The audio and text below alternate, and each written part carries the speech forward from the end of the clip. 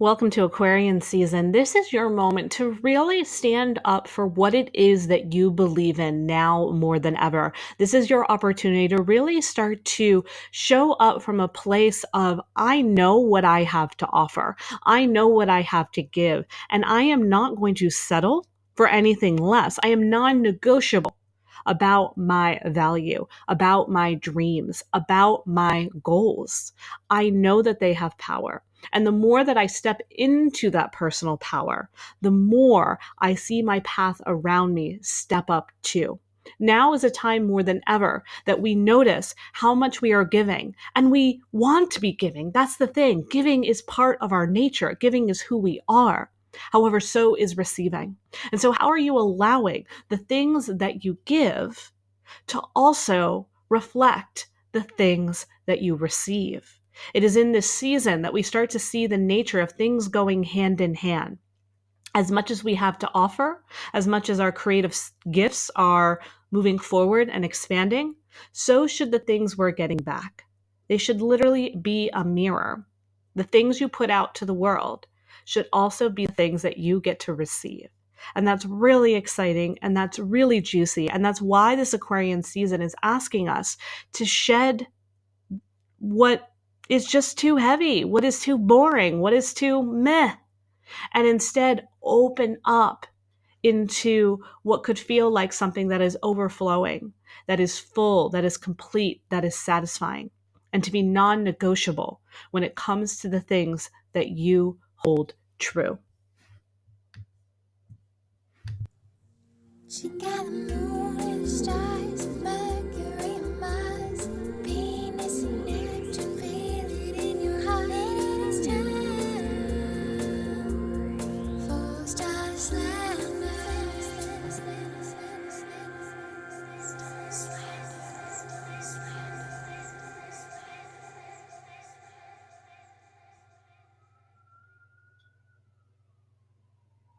Oh snap, sirens are going.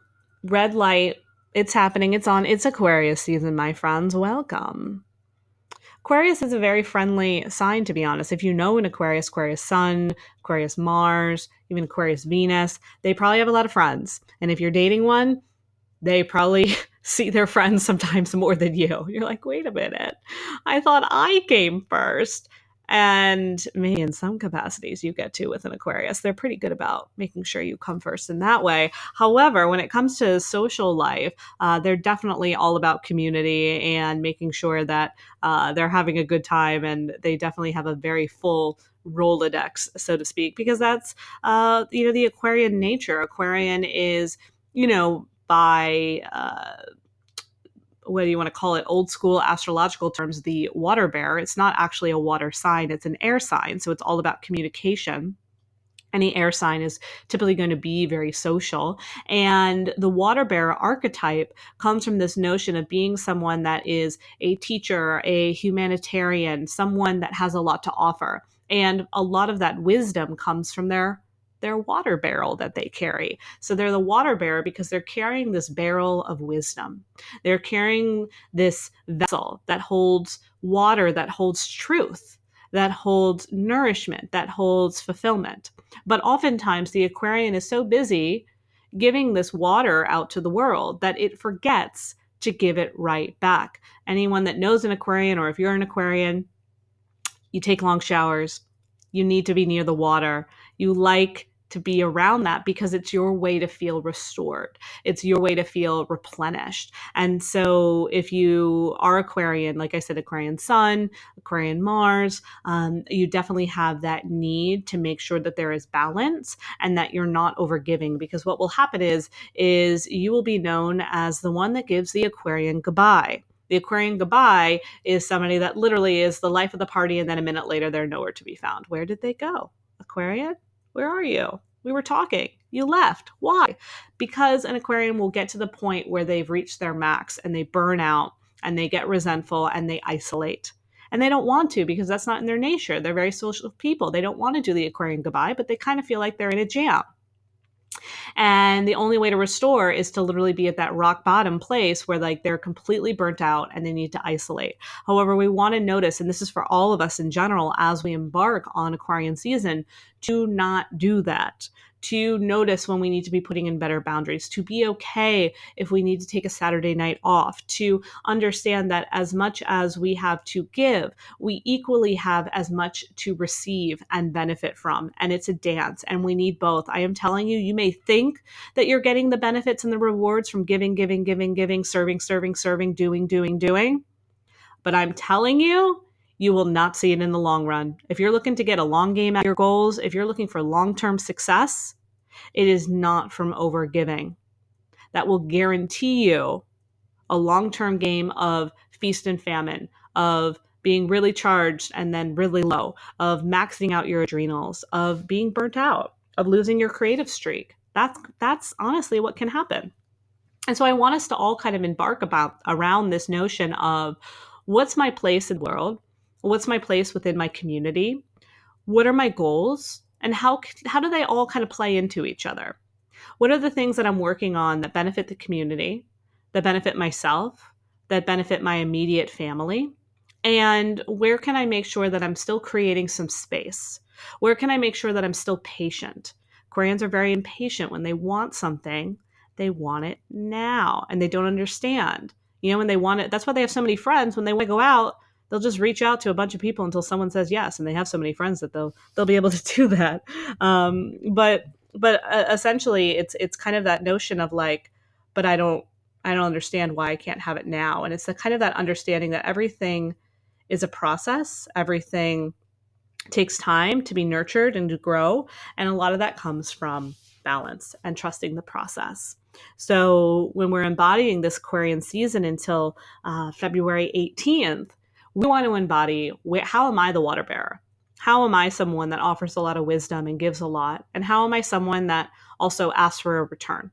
Whether that be financial, energetic, romantic, whatever it needs, emotional, something that I really want you to think about. Aquarius also represents this age that we're in right now. We're in the Aquarian age. And the Aquarian age is something that, started in 2012 and will be with us for about 2,000 years. And I'm really curious to see how the tail end of it all goes. Hopefully I'll be back for that round, putting that out there, universe. If you want, one of my future lifespans to be at the tail end of the Aquarian age, I'm here for that. I'm here for the 2200s, right? Is that how you say it? 2200s? Oh my God, to be around when it's going to be 2222. On February 2nd, 2222. Oh my gosh, I'll be geeking out. I'm so here for that. So I'm really here for that stretch. That being said, we're currently in this reality as we know it anyway, in the Aquarian age. And the Aquarian age is all about this notion of going within to find teachings, right? Going into your water barrel inside of you, your vessel that has wisdom and truth, that part of you that is the guru, the teacher, the humanitarian, and accessing that part of yourself for guidance, for motivation, for momentum. And so how can you allow yourself to, of course, have mentors, of course, have people to help you plant the seed, but then also turn it within and say, okay, based on what I just received, what does my inner guidance say about that? And this is a really rich time for that, especially as we move into the new moon. So Aquarian season is kicked off, and whenever we have a new sun season kick off, shortly after, we'll have the new moon in that sign. So on January 24th, we'll be having a new moon in Aquarius. This is our first moon cycle in a while where we're not having eclipses. So we're out of eclipse season now. If I had thought about it ahead of time, I'd have some like fireworks going. But I left this to the last minute, so we won't. But we're out of eclipse season, and this is our first fresh kind of blank slate new moon that we haven't had in a while. There's not a lot of cosmic energy around this. That's really beautiful because we can really use this new moon in Aquarius to start fresh. And one thing about new moons, we never want to start too prematurely. Sometimes I'll see new moon circles like on January 23rd, or people will have them, kind of at times leading up to the new moon. But we want to realize that the new moon stretch is most beneficial within, honestly, the 2 to 3 days that follow it. We kind of want to follow the journey of the new moon until it gets that nice little sliver in the sky. When you look up and you're like, oh, it's God's thumbnail. That's the point of really experiencing the new moon. Because if we do it too prematurely before the onset, we're kind of in this dark moon phase. We're in this wrapping up. We're in this death phase, so to speak. And so we want to embrace the new moon as the moon itself catches the light of the sun. And that's, immediately following the new moon. And with this new moon, it's also paired with a lunar new year. So the lunar new year, the moon cycles kick off with this Aquarian new moon. Actually, technically, it kicks off the next day. So the new moon in Aquarius happens on the 24th. And then again, because the lunar calendar is smart, it kind of waits a day. And then the lunar new year kicks off once we start kind of getting really fresh into the new moon cycle. And this kicks off a complete calendar year of moons. And Mama Moon typically goes through 13 cycles. And that's why a lunar new year doesn't fit within our calendar year. Okay, so that's why it's kind of a few weeks out from our quote unquote traditional new year. So the lunar new year with this new moon in Aquarius is really an interesting time because, again, there's no eclipses around it. We're in a space where we can really kind of assess what the last 3 weeks have been for us. What has 2020 been for you so far? Do you still feel the excitement and the hope and the potential? Or are you feeling tired? Do you feel like maybe you took it a little bit too far? Did you already learn lessons? Did you already change your mind? Realize that this new moon is actually a really beautiful opportunity to redirect, to really take everything or nothing that came to you so far in 2020. And I'll tell you, I've learned a lot these last 3 weeks, like, holy shit. But I knew I wasn't really going to implement anything until we got to this point. And I do have some moments of redirection. I do have some clear insights into how I really want to move into 2020. Now, 2020 has these really beautiful themes of being grounded, foundation, strategic, taking your time, not kind of getting in over your head or making really rash decisions. And so that's why this new moon in Aquarius is kind of a nice time to sit and say, okay, what am I moving forward here? And how am I being strategic about it? And how am I making sure that there's still space and nourishment? Because I have a tendency to get myself in the weeds with all my ideas. Anybody else? Anybody else in the weeds with everything that they're working on and not quite feeling like they've created a plan for support? Yeah, I'm really good at that. So I'm really good at getting myself in the weeds. And then because I'm in the weeds, I'm also not really moving forward as expansively as I want. I'm moving forward, but I'm moving forward through the weeds as opposed to clearing all the weeds and then just moving forward. And it's really nice and spacious and juicy, and I can take really luscious strides going forward. That's what I'm looking for. That's what I'm leaning into. And that's kind of how we can use this new moon as a time to really reflect on this year so far and really be honest with yourself around how you want to redirect and move the rest of this year forward. And maybe even if you're like me, I like to move in chunks. So where do you want to be in the next 6 months or 9 months? I really wouldn't go past September, to be honest with you. I would really just look at, okay, 6 months from now, maybe 9 months from now, but yeah, I'd kind of keep it in this nice cushy space because I think we're going to have some really big changes moving through in the summer and also in the fall. So there may be some redirection there too. So what is it in the next 6 months that you're really here for? And then the lunar new year, kind of combining with that fresh moon cycle really taps into trusting our intuition around this, having an emotional response to what's going on, really listening from a space of knowing and trust to move this stuff forward and to know that it's going to happen. Right. But we can't push it. We can't rush it. We can't say, well, how do I do this? How do that person did it? I want to do it too. And it's like a lot of the people that I really look up to, I look at their life and I look at how they really played a long game. Someone I'm really jiving with right now is Erica Jane, the pretty hot mess from Real Housewives of Beverly Hills. I watched, I had a resting day. I don't know, was it just a couple days ago? And I was watching old episodes of The Real Housewives of Beverly Hills, and I was watching when Erica Jane first came on. And she had started her career in 2012. And at that time, when she came on the show, I think it was around 2016, and, seeing what she had accomplished so far, but was still very much kind of small scale, doing a lot of clubs, very popular in the LGBT community. And, now she's literally in New York, front runner of Chicago, the musical. And I'm like, that's incredible. But like, and she saw that. I know she did. Like when I would listen to her talk in the old episodes, like she knew what she was moving herself into, but it still took another 3 years. It still took 8 years in total, right? For her to get to that place. And so can you trust that it will come together at the perfect time, at the perfect moment, as long as you keep showing up for it? This lunar year, New Year is also the year of the rat.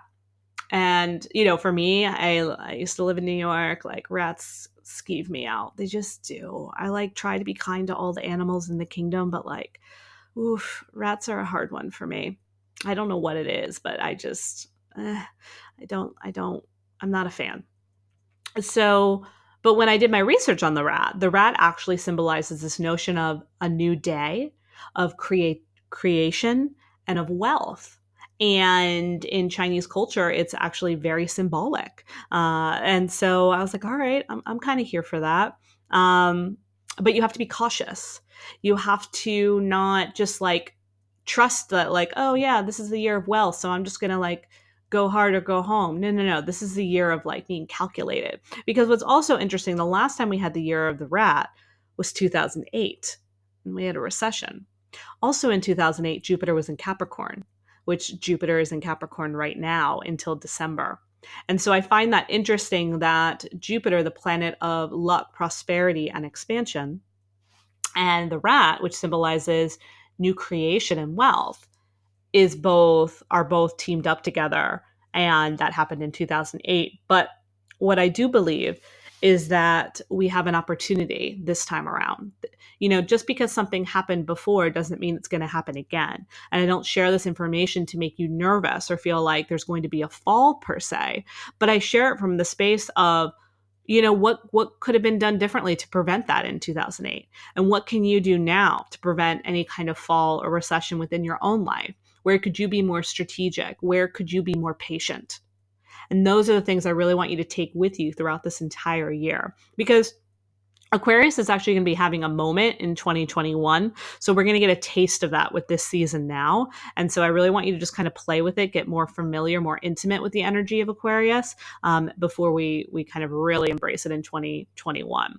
So those are kind of some things that are kind of happening in the very near future. Speaking of Aquarius energy, so we have not a lot of other places where Aquarius is. So we have a clearly Aquarius sun season, the new moon in Aquarius, Mercury, which is the planet of our mind, logistics, planning, plotting, technology, will be in Aquarius until February 4th. And then it'll move into Pisces from that point.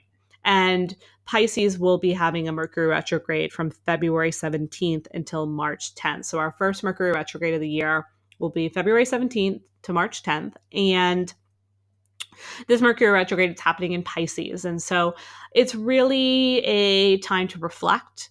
It's really a time to sit with this notion of your own sense of creativity. What are some new ventures that you really want to embark on? What are some new ways that you can start to use your creative gifts, innovation, things like that? For some people, depending on where Mercury and Pisces fall in your chart, it may be a bit of an emotional time. It may be very watery, so to speak. And so just something to be mindful of that, yeah, it might be a little bit of a teary venture. And so what is it that you want to really capitalize on and start to get into motion before that retrograde hits? Because we still have almost a month before Mercury retrograde kind of goes into play on February 17th. And before that point, we're going to have the full moon in Leo. And I'm very excited about this full moon. It's happening on February 9th. It's my half birthday. Love it. So February 9th, Danielle's half birthday. You know, no big thing. Full moon in Leo. Again, no crazy influences are going to be happening. We might be seeing a taste of the Mercury retrograde shadow, but I really don't think so. And so this full moon in Leo is fire. It is passion. It is courage. What is it that you're doing? You know, all these things that you've been telling everybody, oh yeah, 2020, I'm going to do this. I'm going to do this. I'm going to do that. Oh yeah, blah. And then we have, it's been crickets. That's okay. Because we knew that was going to happen. But what is it that you're taking forward, like in a really big, bold way? And I want you to get it in before the Mercury retrograde kicks off. What is it? I want to see so much freaking saturation on the Instagram around the full moon in Leo. I want to see people launching. I want to see people going and putting themselves out there. Like, I want to see you doing the things, like really doing the things, like those things that you keep saying, oh yeah, 2020, I'm going to do it. Do it. Do it. You have time. Get it done.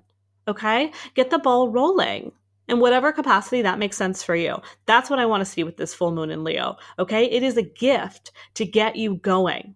And how will you use that energy? Or if you don't plan right, you're going to burn out. And then you're going to spend Mercury retrograde in Pisces restoring and healing and doing Reiki.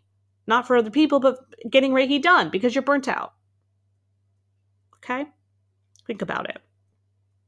And this will all just progress as we know it will. Another nice fiery part that we're getting too is Mars is in Sagittarius until the retrograde, the Mercury retrograde. So Mars is in Sagittarius until February 17th. So Mars is our planet of ambition, action, moving things forward. Sagittarius is very like happy-go-lucky, let's do the thing. So make sure that the way that you're moving things forward, again, you're not, be outside the box. However, don't be pie in the sky. If that makes sense. I love that. I'm like, pie in the sky. But like, it's true. Be outside the box, but don't be so like far removed from the box that we can't even see the box. Right? So like be in the realm of the box as you move things forward, because sometimes Mars in Sagittarius, we get too idealistic. We get too big, big with our ideas, but it's like, so like, I want you to have the big picture, but I like want you to have the big picture that has meaning for you today. What does that big picture look like in the scale of the next 6 weeks?